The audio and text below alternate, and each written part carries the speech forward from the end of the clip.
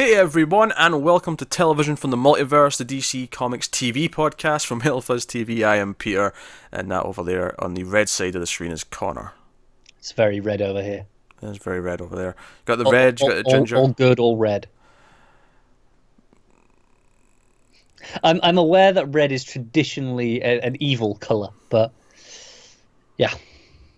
Represents anger. I do get angry pretty easily. Yeah, I'm over here on the hopeful blue side. Yeah, let's keeping it on topic for DC. Yeah. So basically what we need is another, 4 people who represent the other, 4 spectrums of light from the core. Or it's 5, sorry, it's 7.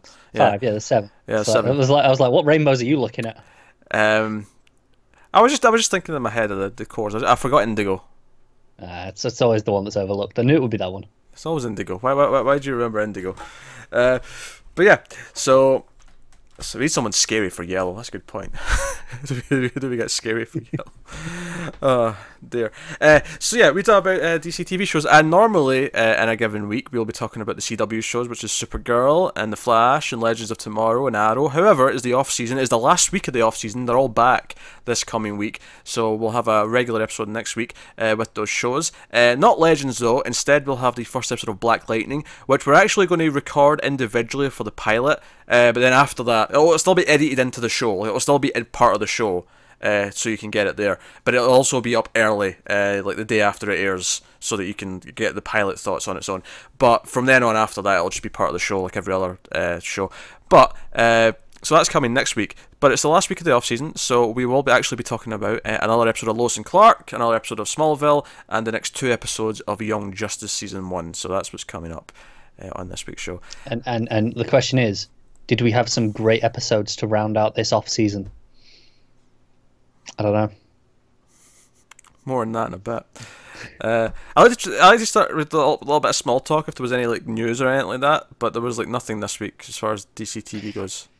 No, I feel like we'll get it when they all start up. I mean, I know a bunch of I saw a bunch of the ladies from the CW shows were at the DC and DC event. Yeah. They seem to be having some fun. Yeah, there was the big. It was called the Wonder Woman panel, and it was various actresses from the shows. There was actresses from Goth, because it was funny because half of the actresses, I'm like, oh, there's Iris, there's Caitlin. That'll be who that one was, because it was Candice Patton was posting a picture of a bunch of them on Twitter, and I was like, right, okay, so I recognize 3 of these. Who's this 4th woman? No, there was 3 from Gotham, because I didn't finish watching it, but I started watching the panel. They put all the panels up on their YouTube page, the DC YouTube channel, and I seen the introductions, and it was like, oh, here's Candice Patton, here's Danielle Panabaker, I can't remember her last name properly, but Caitlin, and here's Sarah from Katie Lotz from Legends of Tomorrow, and then here's Selena Kyle from Gotham. Oh, that's who that is. Here's someone else from Gotham. Here's a third person from Gotham. Well, this is it, because I didn't watch any of that. I just saw Candice Patton post a picture on Twitter yesterday. I don't know. And it had her, Kay Lotz, and Daniel Panabaker. Yeah. And then this other woman. I was like, who's this? Am I completely blanking on someone? I did not realize Gotham was there, clearly. Yeah. I was like, oh, thank God. That'll be why I don't know who that was. And then the front row was all the sort of creators. So you had a writer from the shows, I didn't recognise her. And then you had the Benson sisters, who I did recognise. You had Shea Fontana, who I recognised. You had Mariko Tamaki, who I kind of recognised. She's got a hat in her because the reason why I know who these people look like is because of their Twitter profile pictures. Because they're writers, I don't see them anytime. No, it's all the actors. Sure. But I was like, okay. And what's funny is Shea Fontana, I only knew it was her because she has green hair. She has bright coloured hair. Because I don't think I'd recognise her face. If she dyed her hair a different colour, I would never recognise her. But I was like, oh, that's Fontana. I recognise her. There's a few people like that who I'll know from the hair. Kate Leth, she's a writer for Marvel stuff. Yeah, I know her Twitter photo. Yeah. Yeah, exactly. I only recognise because she has. Oh, okay, she's the one with the hair. Yeah, she's the one with that hair. Yeah, no, that's the thing.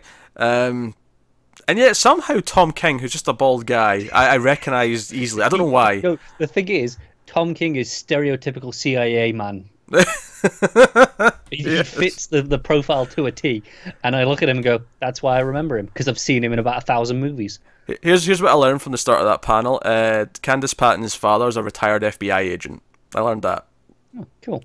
I know, and it was amusing because she started like she was like, "Oh, here's Candice Pat," and she was the first one to walk out, and she's like, and the moderator, she's like, "Our father's this, our mother's that," and she's been in all these things, and Candice actually got almost uncomfortable like halfway through her chair. She's like, "This is my entire life story. What are you doing?"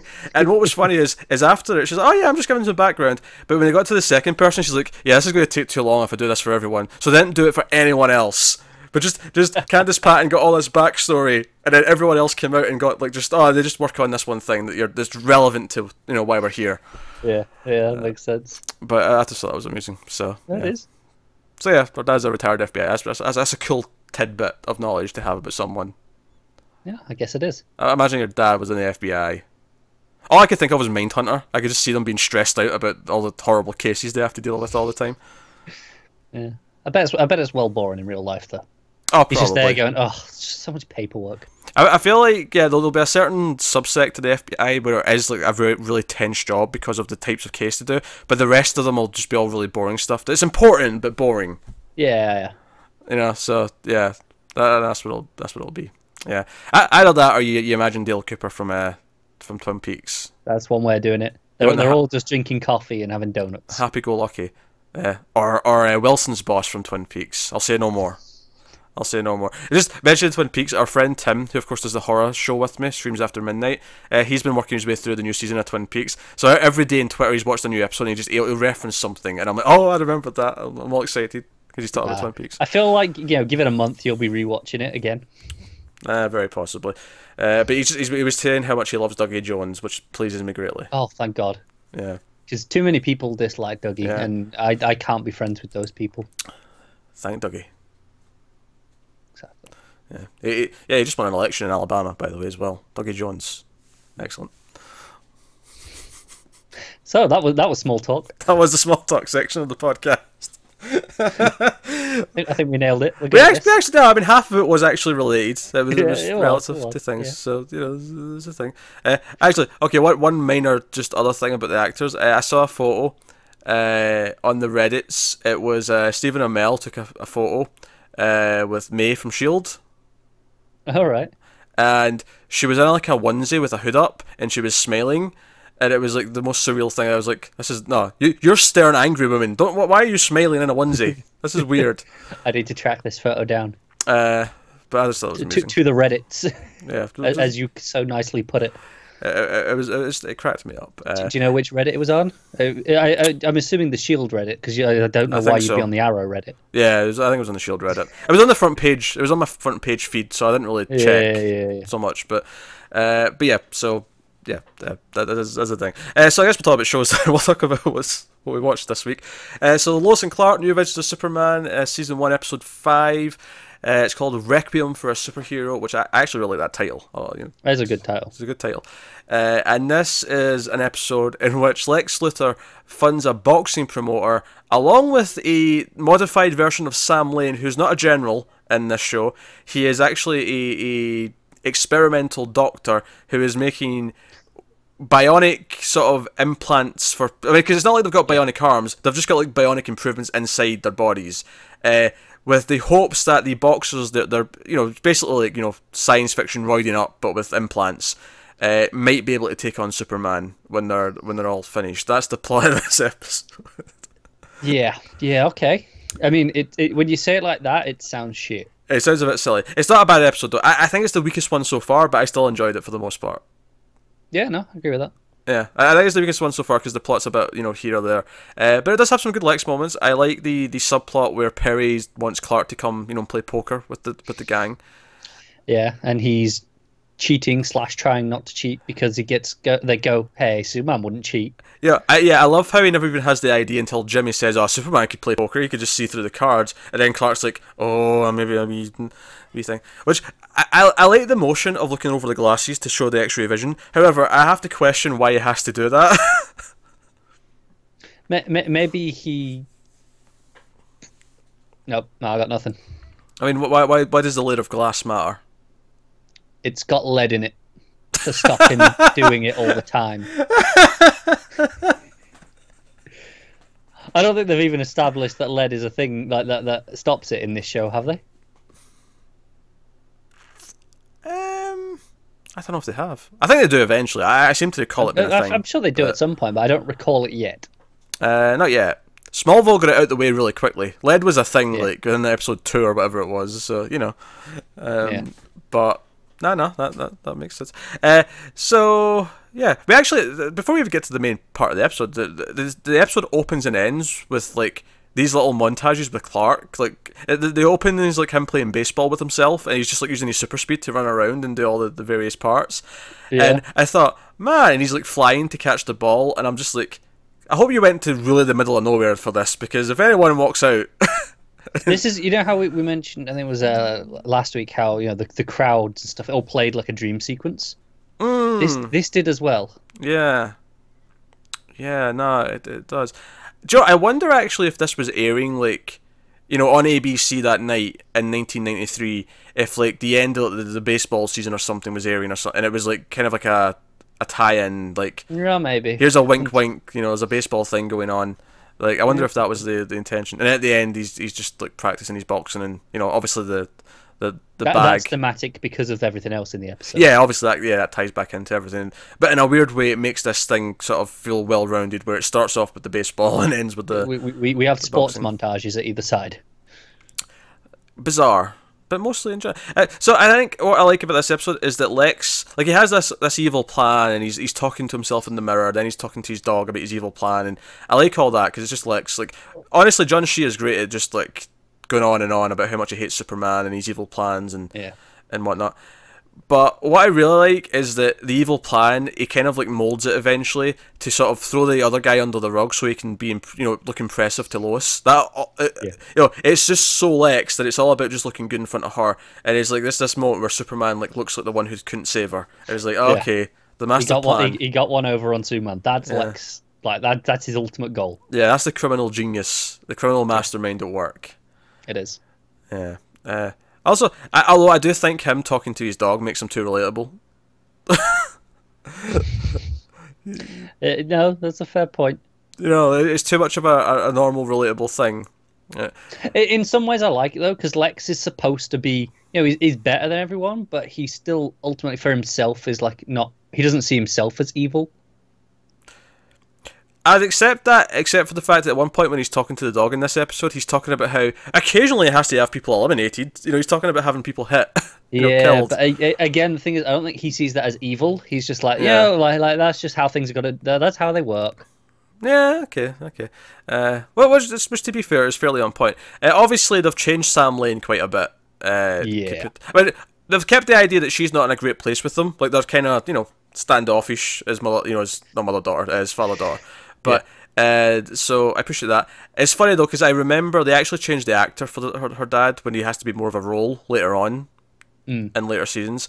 I mean, I don't mind him being a doctor. It is weird because I'm just so used to him being. It is, and they say I like the okay. They've kept the standoffishness, and that struggled relationship. I think it lost me a little bit at the end of the episode where he's just like, no, he's kind of too nice to her. Well, they kind of had to do that in this episode because they set up that he's part of this whole plot to like make the boxers like superhuman, and they kind of have to have him, and especially when like his old friend, the trainer who Lois knows and she's very friendly with, and he gets killed because Lex wants him to because he's going to talk to the press, keep him quiet, so kill him. Yeah. When that happens, if they want us not to hate him and think that he's redeemable, he has to turn around and help them. Like, that has to happen in this episode. No, that's it. And the point where he was, I thought there was almost enough where he was like, no, you should have written that story. You should have. And he's like, yeah, don't care about me. Just, I'll look after myself. I thought that was enough. And then it went a bit too far with the final conversation for me. No, that's fair. And I know they kind of like, I don't know if they retcon this per se. I don't know if they mention this ever when he comes back later. Like, it's almost like they just kind of wipe the slate clean. Back a bit, yeah. And that's that's fine, whatever. I'm almost surprised actually that they didn't have General Sam Lane hunting Superman. It feels like that's an obvious plot. So it's an easy thing, yeah, for them to want to do, and for whatever reason they chose not to go down that path. Maybe it's because they could see like years later, we want to have like when we eventually marry Lois and Clark, we want like her parents to be there, and that doesn't quite work if he's been hunting Superman for a season or whatever. No, that's fair. So maybe that was the reason for it. I don't know, but. So hey, So no. So that's supposed to be good. The boxer who's like sort of like the main boxer who wants to like fight Superman's a bit over the top. Yeah, when he's like, "Hey, you Clark, come up in the ring with me. Show me what you got." Yeah, and everyone's starting to be concerned for him. Part of me does want him to try and punch him and just like hurt his hand, just for the joke of it. I mean, Superman does get his own back because he shows up later when he's calling him out in front of the crowd, and he gets in the ring and just does a little flick to. Yeah, he gets knocked down first, but he gets up again. You ain't never going to keep him down. Oh, exactly. You got an old woman giving him some boxing advice. Of course, why not? You got the song reference I made there, right? I did, yes. Just make sure. Yeah, no, I'm not an idiot. Oh, one day. You're an idiot mastermind. I'll take it. I don't know what that means, but it means something. I think mastermind is a stronger word than idiot, so it outweighs it. That's how that works to me. I guess what that means in a general sense, it's one of those things where you can be a genius, you can be an astrophysicist, but you're also a bit goofy when it comes to normal things. Yeah. Yeah. Not that I'm saying that about you, I'm just analysing it in a vacuum. That's what that sentence would probably mean. Hey, you just applied that to me. You did that like 40 seconds ago. Moving swiftly on. Yeah, so the fight itself is okay, and some of the Clark stuff of like him having to suck it up and say I went to get, because like at the end when the boxing guy like holds up the gun and Clark has to go get help, and Lex says he's going to get help at the same time, and like later on when Perry's like, oh Clark, where were you in all this when Lois was getting kidnapped? Like, oh, I went to get help, and he's like, oh, that's all right, son. That's all fine. Of course, but he feels kind of bad because it looks like he bailed, yeah. So that's the thing. But what I did like in this episode though was the whole plot where, for their own safety and for our dad's safety, they cover up the story. And Perry's pissed at them. They're in the doghouse where he's giving them these shitty assignments because he's angry at them because he knows they're covering something up. Even though it's for a relatively good reason, it's to keep people safe. Yeah, of course. But eventually, like he keeps giving them shit, and like the entire newsroom sees it, and like Jimmy notices it. He's like, "Oh, this is bad." Like, but eventually, like they hand in the story towards the end of the episode. It's like, you've been funning with me, Lois, and he's like, these two reporters are the best. Yeah, everyone should be ashamed of yourselves. Like, I knew it all along that they were doing this. Yeah, I really like this subplot. Yeah, no, it was pretty good. I think it gets to kind of the heart of the being the reporter, and the idea that they're keeping it undercover so they could get the better story or something. At least that's what Perry sees it as. Yeah. And I think that works. But I like the small moment afterwards though, where Lois is like, "Yeah, I didn't get to do that other stupid story because I made this for you instead." And it's like, "Oh, this is the story I wanted." And he's like, "Oh, congratulations to you too, Clark." And to be fair to Lois, she actually says, "Hey, acknowledge Clark." Acknowledge him, because some growth, which is growth. But even the fact that we start this episode with Perry putting them together, you're Lane and Kent, like that's and then you have the whole Lane and Kent and Lane, which one sounds better? But like, so this is like setting up the partnership, the reporting partnership. So again, we're setting things up for the future. But the fact that Lois is like, no, acknowledge him, Perry. That was him too. It's growth. That's a good moment. That's nice. But then, of course, the funny moment comes when Clark hands him the shitty piece as well. Like, he went and did the other story at the police academy on top of the main story. And he's like, and then she's like, show off. Like, so, so fun. Yeah. So good stuff. So that's Lois and Clark. Yeah, well, we had another good excuse where, when Clark goes off to do his earthquake machine. Oh, yeah. His excuse there, I think, was, well, you've got to stay in here because if we both get caught, someone's got to be able to write the story. That's right. Which actually, again, led to some funny moments because the next day, like, she's like, "Oh, yeah, that earthquake last night," and Jimmy's like, "What earthquake? There was no earthquake in the Metropolis last night." Yeah. So this is so funny, I thought that was a bit reckless of Clark, frankly, an earthquake. Yeah, because she can check that the next day. Well, and also, he is shaking it. There are bits of the building shaking and stuff flying off. Lois is still in the next room. She hasn't got anything to hide under. There's no table in there for her to get under. It's just enough to make the bad guys think it's time to leave. That's all it was. Yeah. Just enough. But hey, that's Lois and Clark. So I guess we'll move on. Yeah. Guess we should. Well, Smallville then, season 1, episode 5. It's called Cool. Do you know what I want to say first about this? Mm-hmm. This is the first episode where a song would have been the right thing to do, and I feel like they skipped out on their budget and didn't get the appropriate songs for the ending. What was the ending again? Remind me. It wasn't Radiohead, and that's the problem. Oh yeah, that's right. Yeah, it should have been Radiohead. I was convinced it was going to be Radiohead because we were talking about Radiohead all episode, and then there was no and Radiohead. Then they don't use Radiohead at all. What are they playing at? Who blew the music budget for this episode? Oh my god, I can't speak. I don't know what just happened there. This is refreshing. It's usually me that's screwing up, but I'm trying to read the news on the news video, so I'm actually quite happy to see you struggle with language. That was pretty rough. Oh, delightful. Oh boy. But no, so no points for guessing what sort of power the villain has in this one, with the title being cool. No, it's pretty clear. He has freeze powers. He sucks the heat out of things because he needs to fix. It's basically a drug, like, message episode. I think I appreciate at least the fact that it's not just, hey, this guy makes things cold. At least there's something built. There's something built into it. There's mechanics to this power. I suppose. I mean, basically all that happens is he goes in the lake and there's kryptonite. That's it. Yeah, you're not into getting the power, but most of them, they just have this now. Okay, I have heat powers now. There's drawbacks with this one. Okay, but yeah, so there's a bit of an anti-drug thing because he needs his fix, but there's also a bit of sexual assault stuff going on as well because he's basically calling up girls to steal their body heat, and it's kind of like a weird mixed message, kind of rapey thing going on.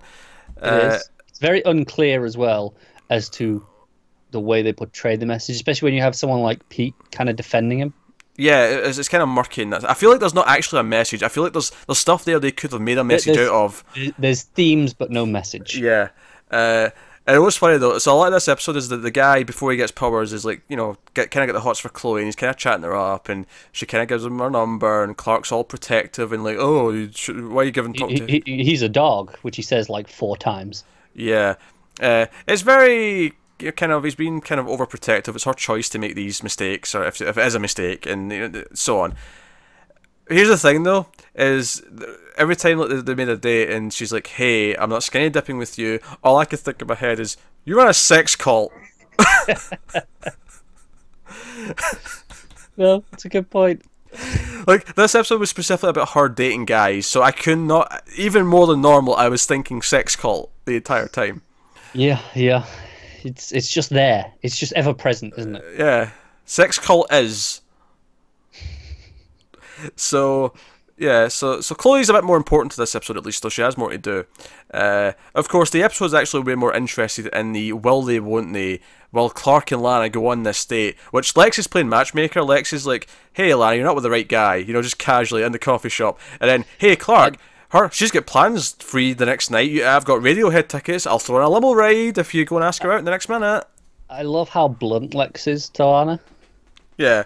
I do appreciate that. But he's like, Whitney's a dick. And do you know the thing is, though? Can I just put this in context? He's a mid-20-something talking to a 16-year-old girl saying, you're not with the right guy. Yeah. Am I the only one who feels that's a really creepy thing for someone his age to say to a girl that age? No, it's weird. At least with Clark, they just because Clark calls him out on him. He's like, why are you doing this? And he's like, I think you're kind of like a younger brother that I didn't have. I'm like, okay, at least there's some pretense here. Yeah. Here's my problem with this plot. Now, the Clark Lana stuff has never been good. Of course not. We have torn it to shreds repeatedly. What really bugs me in this episode, though? So. He's like, oh, just as friends, let's just go. Now, first of all, the fact that you have to say just as friends already makes it awkward, because you're implying that there's a possibility she would think it wouldn't be, right? That's number one. Yep. I'll forgive it to a point, because almost all TV shows would make that mistake. No, that's fair. It's not exclusive to that one. However, when they actually go on said kind of date, and they're in the limo, all they do is talk about how everyone else thinks it's a date, and how this is definitely not a date. It's fun here being with you as a friend, isn't it? Yeah, it is. It's cool we're not on a date. It's cool. Right. See when you go out with a platonic friend of the opposite sex, What's the one thing you don't do the entire time when you're out with said friend? Well, you're getting some food, maybe you're seeing a movie, whatever, you're doing normal friend things. You don't sit and talk about, hey, isn't it fun? People might think this is a date. Oh, this is totally not a date. I know, it's so strange. That conversation in the limo was driving me insane. I hate, like, it's like I get the whole thing is just they're kind of like tawny teenagers and they can't admit how they really feel, but seriously, every single line of dialogue was screaming, yeah, we actually have feelings for each other, but we're too stupid to actually say anything about them. That was the entire thing, the entire time, and it was just so frustrating. It was grating, and then you've got both of them being horrible actors, which does not help at all. It doesn't, no. Oh, God. Imagine how awkward it is, though. You get with a female friend, right? You know, just good from our perspective, because we're both guys. You get with a lady friend, completely platonic, and then 5 minutes into, you know, getting pizza, whatever you're doing, you go, man, isn't it great that we can do this and it's not a date? And then just watch the mood tank as she's like, why did you say that? I know. Because it's not a date? But why would you even bring up that it could be a date? Like, I know. And then, imagine it in a real world context. Just imagine saying that when you're out with a friend. I know, and you got Clark going, oh, I had spent the whole day convincing everyone this isn't a date.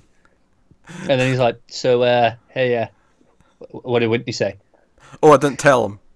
Yeah, that doesn't seem suspicious, does it? Oh my God, I believe so much. her excuse consistently was, he's hanging out with his friends, I'm with mine. In a limo. Yeah, but you know he's with his friends. And then he comes along later, and you're like, oh, I'm just reading. And he's like, you're a bit dressed up for that, aren't you? She's like, yeah, it's cool, I'm just reading. And then offers the limo to Pete, and he's like, why did you have a limo? Pretty good question. That's a pretty good question. Also, why does Pete say, oh, she's not my girlfriend, she's just a friend? I'm like, and then like, but then when he puts his arm around her, it's like clearly that is like a date. And I'm like, why even do that with this small moment? It doesn't matter. Like, we don't know who this person is. We don't care. No one cares. You're on a date. Go for it. Whatever. Yeah, sure, Pete. Go on a date. It's fine. Oh my God, the way this handles the teen romance is actually hurting my brain. No, it is. It's pretty atrocious. I mean, teenagers can be stupid. They say stupid things. I'm sure we both said stupid things at certain points. Bullshit. Bullshit. I would put money on you making some gingerbread man pun. I've never done that in my life. You're like, hey, do you like ginger? No, I've never done that in my life. I refuse to stoop to that level. You've done it. I know I've not done that. These I'm are lies. insulted that you think I would make such an awful pun. You would. Yeah, absolutely would. I would do much better than that. Thank you very much. So yeah, mine no mate. And at the end, then the cold guy was sucking heat out of things, and then there's a subplot where the Kents are struggling with money, and Lex tries to do a partnership so that they can be good with money, and it's, you know, obviously Jonathan's all against it. He's like, yeah, I'd never take, you know, charity from a Luther. He's like, not charity, it's a business proposition, but he doesn't trust them, and he feels all weird about it. And yeah, that's fine.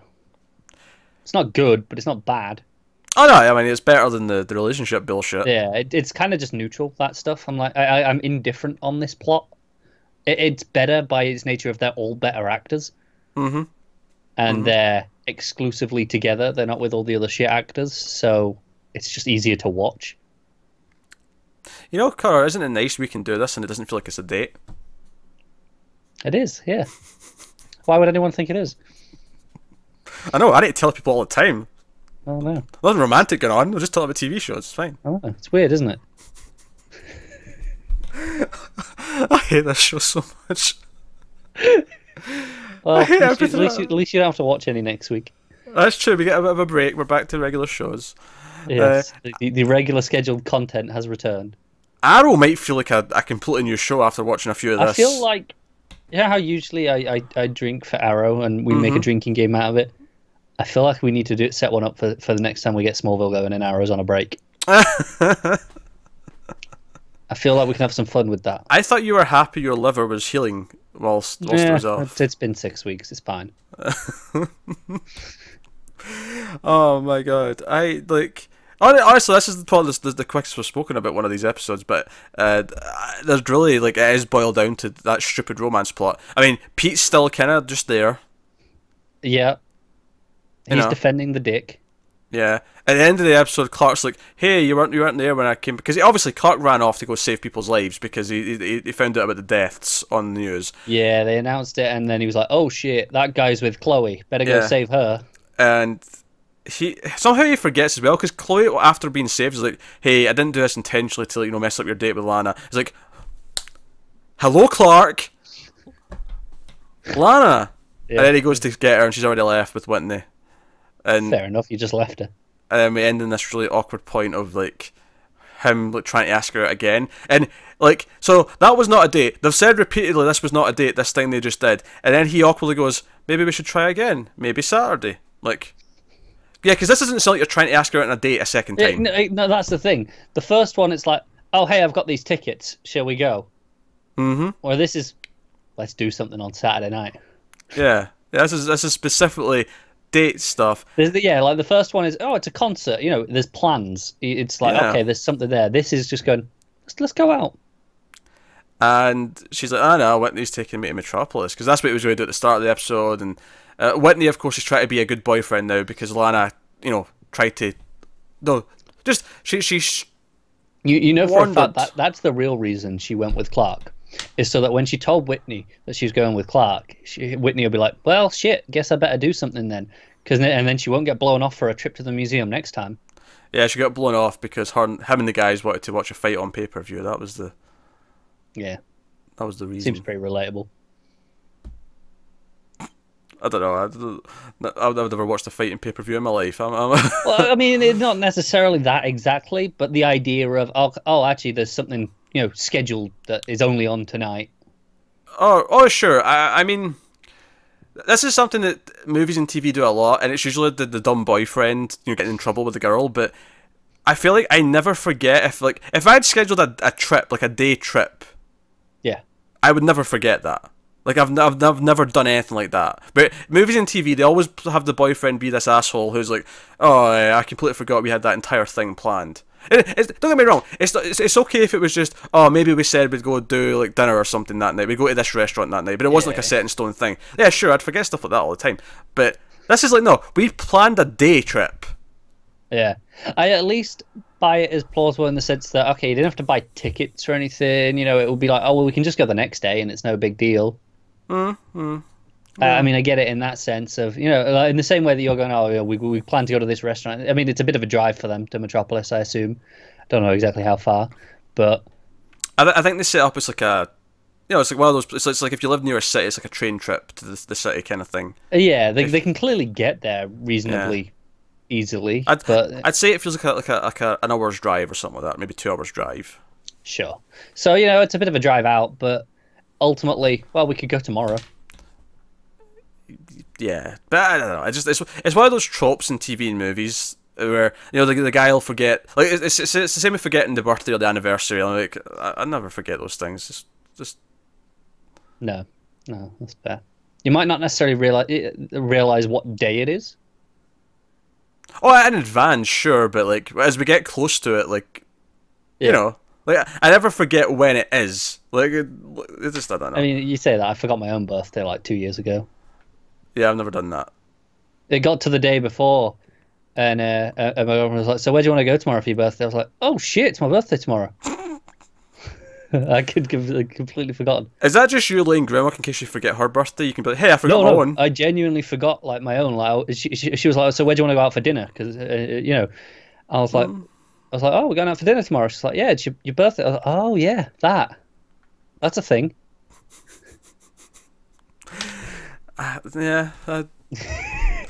Look, the point I'm making is though, it's just one of these tropes that bug me because I never forget these things, and like I don't know. No. That seemed particularly glaring. This one, it was just like, oh, we'd had all these plans, and he just completely forgot. It was whatever, but yeah.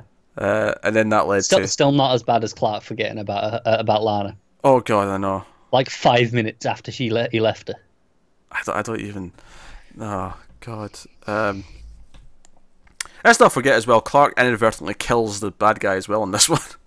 Yeah. Although I don't think he's weakened by kryptonite in this one, is he? No, you may be right. That's maybe the first one where there's I don't think he is. Yeah, there's not a scene of him being hurt by kryptonite. That's a good point. So props for that, I guess. Yeah, sure. Like, I mean, have a point.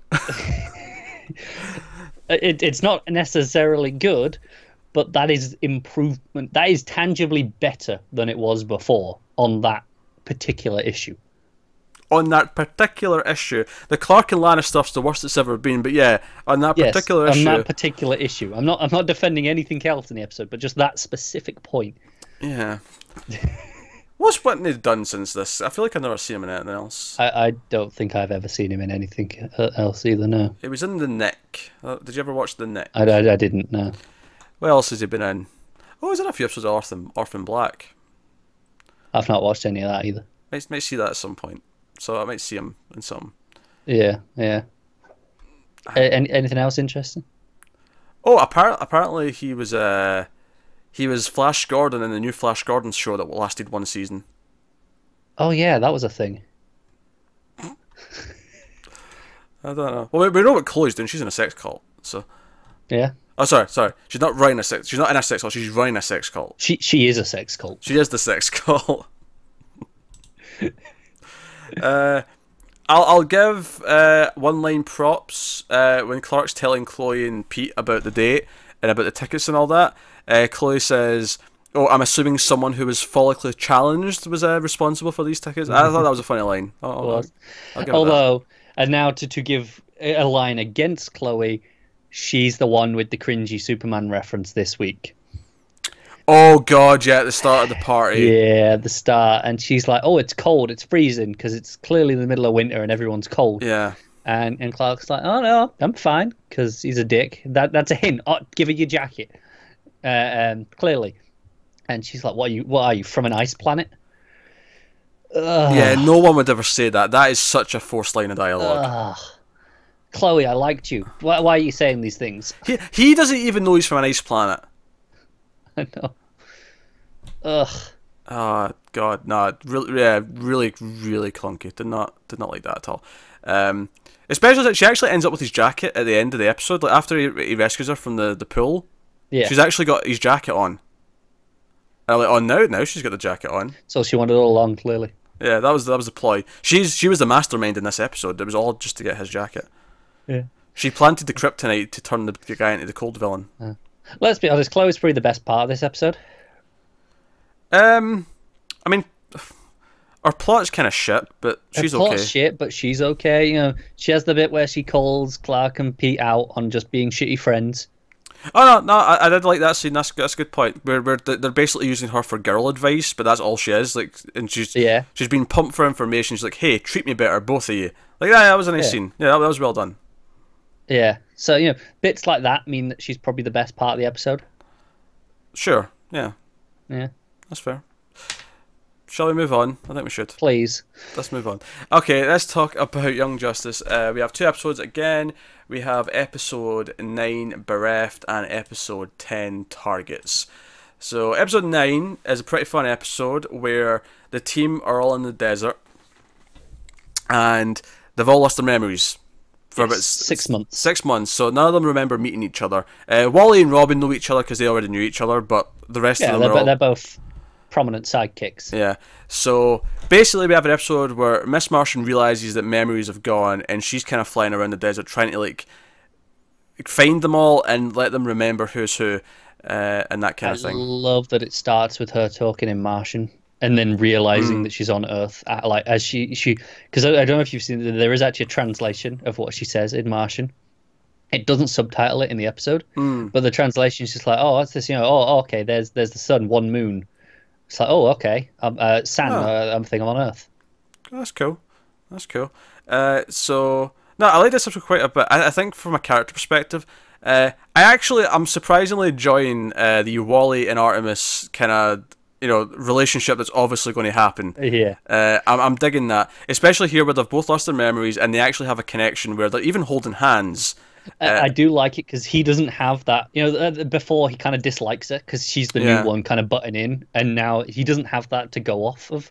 so he just goes to it in the first place. Yeah, and they actually have this connection. They have chemistry. And I love that when he realizes he's got like a button to like turn stealth mode off. I love there's a little moment where both Robin and Artemis are both poking at their chest, like they're poking their logos, and he's just there, just off and on. Yeah, so that's really good stuff. And in that moment when they realize as well, because they're holding hands when they both get their memories back, because Miss Martian's like in their heads and like try to like remember everything, and that's kind of what happens. So the villain of this episode ends up being Simon. Simon, with a P at the start. That's Simon.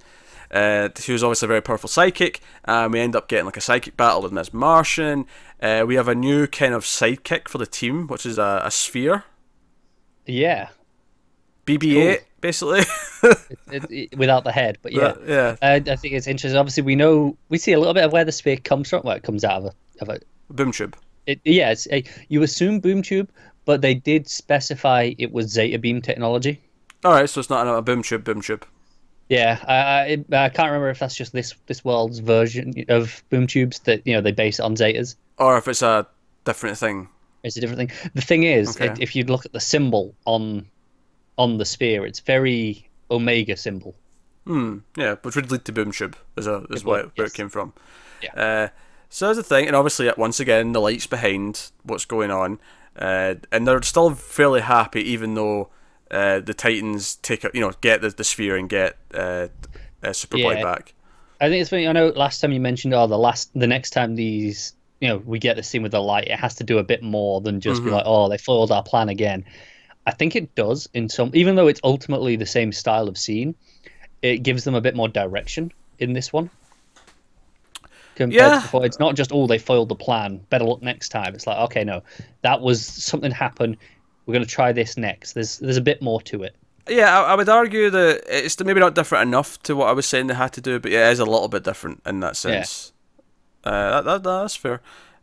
So I liked all those all the little character beats. I thought that obviously Aqualad's knocked out for most episodes. He doesn't get any, but Artemis and Wally get some really cool moments in growth because of that. I think Miss Martian's crush on Connor is definitely kind of progressing as well. Yeah. Given that he's basically just this Hulk for the episode. Even the fact that he's ripping tanks apart is very Hulk-like. Yeah, ripping his shirt off. Yeah. So that's a whole thing that's going on until he remembers things. Also, when she does the memory thing and he remembers all their interactions, is it just me or was the whole thing with the spilling everything on him? It felt in this memory specifically, it felt a lot more sexual than it did before. It did, and I wonder if that's intentional, being because the memory is their perception of it. Yeah. So I can actually buy it actually is in their minds a bit more like that, rather than the way we saw it. Yeah. But a bit more going for it in that sense. Yeah. It works for me because of that. Yeah. So it's actually a really straightforward episode in that sense, but there was a lot of fun stuff with them, sort of, because Robin's like, oh, I'll call Batman, but then he has the faintest memory of Batman saying, no, whatever you do not go on comms, go silent for this. So it's about all them sort of discovering each other and kind of finding one another. Miss Martian kind of interacts with all of them more or less one-on-one. And yeah, so there's I think that's my favourite stuff though is the Wally and Artemis stuff. It's really solid stuff. Specifically, him actually speeding her away and actually lifting her up, and it's all very kind of romantic and and the whole time all I could think was when they get their memories back, they're going to be so disgusted with themselves because of this. Yeah, and their first interaction's really interesting as well, because obviously she says, "Oh, I think this must be just a challenge from my father. I'm supposed to kill you." And he's like, "Okay, are we just going to gloss over that? Why would your father want me dead? Can we talk about that? Valid things to discuss." But it all kind of boils down to Miss Martian fighting Simon psychically, and Superboy kind of holding her hand and be like, "Hey, you use my strength too. Fight back, do this." Yeah. And we end up keeping the sphere. So I thought it was a very tight episode. Actually, I was really into this one. And just I won't mention exactly what it is, but because obviously you haven't got there yet. But there is another little moment in one of the memory flashes that hints at Miss Martian's past, and where her Earth identity, those sorts of things. There is just a little snippet of one thing in there. It does not surprise me that there's little things hidden in there, because there was a lot of quick things coming. There was one that really stood out, but again, it's one that you probably wouldn't even notice unless you kind of know what it is. No, that's fair. But no, I dug this one a lot actually. Yeah, it's really solid. Yeah, and again, I feel like it's building to the overall plot, the overall story, and everything that's been going on since We've the start. got this sphere here now as well, which is that's new. That's going to change things up at some point, undoubtedly. Oh yeah, just the idea that the actual character development has been very important. Like the Artemis Wallace stuff worked because of their relationship so far, and it's maybe developed that a little bit going forward as well. The Superboy Miss Martian relationship is a little bit developed again as well. So no, it's kind of weird that Aqualad just out cold for the whole thing. It is. He just had his episode though. Well, he did, yeah. He was focused on that. But it's funny because in a live action show, I'd be like, oh, they just filmed the whole episode with him. They probably did some of that overlapping. That's why he's mostly not in this one. But it's animated, so that doesn't like it doesn't track, does it? No. No, it just is because it is. I think that's actually one of those touches that makes me appreciate this more as a show because it feels, that's something I'd expect in a live action show. We get this where okay, they're kind of a bit busier this week, so we'll give them one off. And this has kind of emulated that feel where typically in an animated show it's just okay, here's the team, here's everyone doing everything. Yeah, they're not afraid to say no, this episode focuses on these 2 or 3 people and the rest of the team are kind of just in the background or not there at all. Because that episode last week, I think Robin was missing for a whole episode at one point last week. Yeah, he was. And then we had the Aqualad episode after that where most of them were only little snippets other than him. So no, that's Bereft. And then the other episode we did this week, episode 10, Targets, was actually a Red Arrow focused episode. Yeah. And it's funny actually because I think this was definitely the weaker of the two for me, I felt. Even though I liked where it went at the end, I liked the revelations, and my favourite stuff was actually the school stuff because Superboy and Miss Martian are going to high school. And it's glorious, isn't it? I did think the naming of Connor Kent was a little bit clunky. I liked it. It was fun, but it was a bit on the clunky side. Like, it was funny, like, Kent, you mean after Dr. Fate? We'll call him Kent after Dr. Fate. And, like, Jean's just like, yeah, sure. That's why I said that. Yeah. He's like, I am not at liberty to disclose anyone else's identity, so yes, let's go with that. Yeah. And he just goes with Connor because she likes the name Connor. That's good a reason as any. I think I do not find Miss Martian annoying at all, except this one moment where she says Connor's a nice name. Now she's a complete alien bitch. I want nothing to do with her. I was waiting for your reaction to that. Which, by the way, just to go back to the last episode, I loved it when she realised she was on Earth. That's when she switched to English. She speaks in Martian. It's like, gobbledygook, gobbledygook, gobbledygook. Hello, Megan, I'm on Earth. Yeah. I like that. That was a nice touch. So they're in high school. She's trying it for the cheerleading team. There's this big jock dude who Connor kind of gets angry at and wants to beat up at one point. It was, what's his name? Mal. Yeah. Yeah. Yeah, so, they're doing all that thing. All the students are wearing superhero shirts and whatnot, and Connor's feeling weird about it. I like how Connor basically just turns his shirt inside out. Yeah, it made me laugh because Miss Martian, I think it was Miss Martian, was like, hey, you might want to change your shirt. You don't want to be giving things away. And then he gets there and everyone's got these shirts on. And inside he's like, I could have just worn my shirt like normal. No one would have noticed. At least maybe once the Titans start being on the news or something like that and they start seeing them. But their whole thing at the minute is they're supposed to be covert ops anyway. So that's true.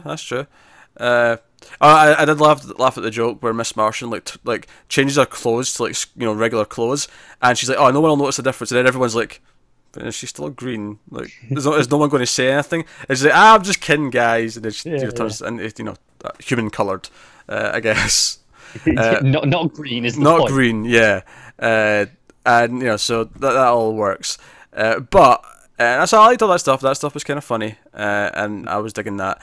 The Red Arrow stuff, like, I appreciate that they'll do this. That they'll cut to just him doing his own thing for a story, and I do like where it goes towards the end, where we find out that Raz and Lex were actually working together all along, and they're both working for the light. Like, that was a nice little twist because Lex is kind of like this uneasy alliance with Red Arrow for the episode. Because as much as he's probably up to something, his goal here to unite these two nations is actually a good thing overall, so Red Arrow's kind of willing to go along with it. Yeah. By the way, it took me a long time to realise what they were calling these places, because I kept hearing, like, something Asia. I was like, Yeah, North Ralasia and South Ralasia. Yeah, real Asia. And it wasn't until the kid in the class cracked the joke about fake Asia. I'm like, oh, so they're saying real Asia. Okay, because I was trying to hear it all. I was like, what Asia? Something Asia? What are they saying? Like, I just couldn't quite hear what they were saying properly, just because they were just saying it so quick. Like, real Asia. Like, I was like, real Asia? Real Asia? Real Asia? Ralasia, yeah. And I'm like, this isn't a place. This is just a stand-in for career, right? Like, yeah, it is. Yeah, because I was like, am I just being dense and I've never heard of this place, or is this just like them making something up? Like, I always worry I'm just being stupid. To be fair, you often are. Shut up. Shut up. I'm not the one who tried to just seduce a girl in high school by ginger puns. Hey, I didn't do that. Hey.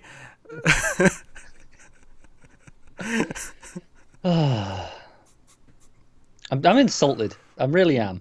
It happened. People write their fanfic in the comments, please, about how Connor tried to chat up someone with ginger puns. Get any ginger in you? You want some? Like, direct quote. Direct quote from your own mind. No, direct quote from Connor in high school.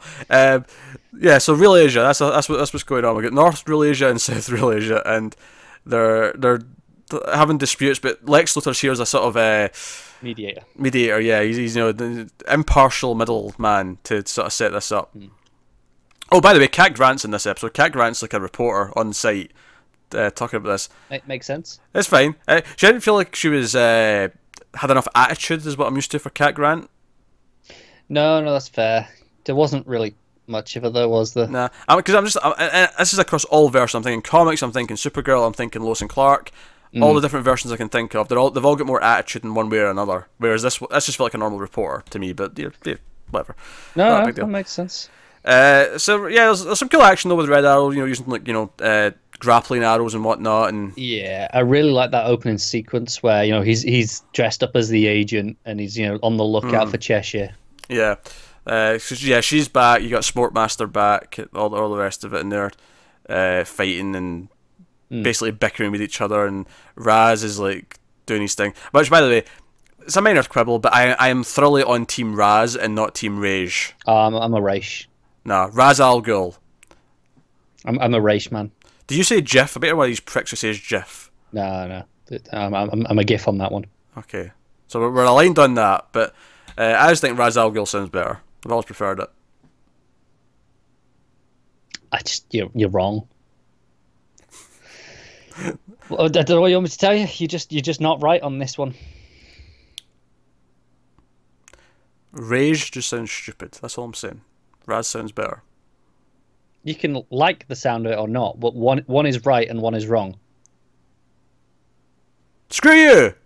Anyway, we had to do a cut there, and I thought that'd be a funny thing to cut to, as we just shouting screw you. I hope it looks so awkward as a cut. It might look really awkward, but I just did that intentionally because I thought, oh, maybe that'll be funny to just cut to me shouting screw you. Anyway, so what's his face? Red Arrow. He's doing all his thing. He's being all heroic, and he gets a little bit out of his element. He admits that maybe, just maybe, I can't handle this on my own. So he calls in Aqualad, and Aqualad comes and helps, and they stop the assassination attempt, and that's all fun and fine and exciting. Yeah, it's pretty solid. Yeah, that's fine. I didn't like it as much as the other one. I think it's because I think inherently I find Red Arrow and Aqualad two of the less interesting characters. That is fair. So I think I like the Lex stuff. I like Lex, and I like that he turns out to be actually working with Raz. I like that stuff. But I think inherently I enjoy the Miss Martian and Connor stuff more because I just like them more as characters. Yeah, they've got more going on as well with the fish out of water stuff. Aqualad and Red Arrow, they're the older ones. They're a bit more mature, and we take things a bit more seriously. And also, fish out of water, if you're talking about Aqualad's a racist comment. Well, good job I wasn't talking about Aqualad, was it? I just thought it was funny because you said fish out of water, and then you said, and then there's Aqualad. I'm like, well, technically he's the one out of water. If we're going to be accurate with this, that's fair. So just saying. Oh boy. Like, I'm not gonna lie, I am really hungry. I am desperate to get some food, but so my mind is getting loopy, and I'm saying really silly things. I admit this. Yeah, I'm pretty hungry myself. I admit this. But I agree the high school stuff was better. Like, McGann doing her cheerleading tryouts, and when they go to do the initiation, and Connor just rips up the bench and falls down. Again, he's more like a Hulk right now than he is a Superman. Yeah. That's kind of what he is. Except he's just always Hulk, I guess. Yeah. He's just all teenage angst, and it's fun. Yeah, he doesn't know how to filter it, so yeah, that's the thing. I wonder, because obviously we got Mal Duncan here. The cheerleading squad were called the Bumblebees. Is that, the little link there? Oh yeah, they make it Bumble. If that is leading to Bumblebee, that's a bit on the nose. Yeah, I know. I don't know if it was. I don't think any of those characters were Bumblebee. Is Mal typically such an asshole? No, I don't think so. I mean, I'm not super familiar with him. Like, I know who he is, and I know he's obviously who he becomes. But at least from what I've read of him, I don't feel like he's typically this much of a tough jock guy. I don't recall that either. But then again, I know him mostly as husband. As husband true. Mal. The more recent stuff. Yeah. So, I've never read any old stuff with Mal. It's probably popped up here or there. But... Yeah. So, I don't know. But yeah, so this is the thing. But maybe it's another sign, though. It shows that, again, they're respecting DC canon, but they'll put in these little cameos of various characters around. And yeah, because there was no need for that to have been anyone. Could have just been, oh, hey, there's a jock. Oh yeah, sure, yeah, but they made a choice. They made a choice to say, no, this is someone that you might recognise, even if it's just an Easter egg. Then that's cool too. But yeah, so they're really setting up the light. They've really been building to this light all season, and now we've got Raz and Lex Luthor both working for them. So we're getting a real kind of. They're starting to really be a threat, aren't they? And it makes me wonder, are these two actually people who are part of the when they're talking in that circle with all the screens with the light, are they appearing as one of those light screens to someone else in the other end of the circle? That makes sense, yeah. Are they two of the figures that are part of the light? Which then makes me think it's just a Legion of Doom Injustice League type thing. Okay, I see what you're saying. Which works for me, don't get me wrong, I like that, but we'll see. Hey, if you want to hold that reveal off, I'm all for it. Probably the most important scene in the episode, though, honestly, is when they're in high school, and basically because someone's questioning why they're the same, so why are they fighting? Why is there this divide? Yeah, it's Superboy. He's like, he's like, what's going on? They're all humans, as he says at first. And she in his head is like, hey, but it's like that in Mars. We have the whites and the greens, and the greens are in control and treat the white Martians badly. And she's like, I'm green, but it's still awful. I don't agree with it. She has that moment. It's particularly interesting for anyone who has any DC knowledge, and most people here, if you've been watching Supergirl, you're familiar with the white and greens now. Yeah, and you don't typically think of the whites being the ones who are the victims. No, typically they're portrayed as the villains, the evil ones. Yeah. So, interesting to see where they go with this. And obviously this is setting stuff up for later. We're going to be discovering more about her past, and, because right now we know she's pretending to be Jean's niece, but we don't really know, why did she leave Mars? Why is she here now? What's all this stuff? Yeah, we don't know anything more than that. So that was a really interesting little point. That was a nice little bit of story, character, and just world building that's going to be important later. So, again, I'm impressed that this is an animated show that's doing this. I mean, the hell, there was various subtitled moments as well throughout both these episodes. So they're not shying away from any of that stuff, which is nice. So, again, much like a live-action show, I'm pleased that it's building things for later in a serialized form. So that's pretty cool. But yeah, so I thought this was a decent episode, but not as solid as the previous one. I liked Bereft a bit more. But no, me too. I just want to say, I really like the music in both these episodes. It was doing a bit of some, just different things that it hasn't been, especially in Bereft, where when you have Superboy hulking around, you have just the metal style guitars and stuff going off. Yeah, it's a lot of fun. Yeah, no, 2 solid episodes, and I'll remind you that we are still going to do one of these a week whilst the shows are the regular shows. So we'll still be doing episode 11 next week, just as a sort of bonus at the end after we've done all the new shows.